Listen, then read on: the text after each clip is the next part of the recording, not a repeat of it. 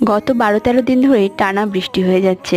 আজ একটু বর্ষার মেঘ সরে সূর্যি মামার মুখ দেখতে পেলাম। আর কি সকাল সকাল লেগে পড়লাম গাছের কাজে। তো অনেকদিন ধরেই গাছে তেমন কোনো খাবার দেওয়া হচ্ছে না এবং কোনো পেস্টিসাইড স্প্রে করা হচ্ছে না, তাই জন্য আজকে তৈরি করে নিয়েছি এর মধ্যে হ্যান্ড ওয়াশ এবং নিম অয়েল, সঙ্গে একটু সাব ফাঙ্গিসাইড এবং এনপিকে আর অ্যাপসম সল্ট মিশিয়ে এই পেস্টিসাইড এবং ফার্টিলাইজার দুটোই বলতে পারেন, তো দুটোই আজকে বানিয়ে নিলাম। এটাই আজকে সমস্ত গাছে স্প্রে করব। আর দেখুন ঝাঁ চকচকে একদম রোদ উঠেছে, কিন্তু টানা বৃষ্টি হওয়ার দরুন এই গাছগুলোর পাতা, প্রতিটা গাছের পাতা প্রায় হলুদ হয়ে আছে। তো এটার চিন্তা করার কোনো দরকার নেই, এই টানা বৃষ্টির জন্যই গাছের পাতাগুলো এমন হলুদ হয়েছে।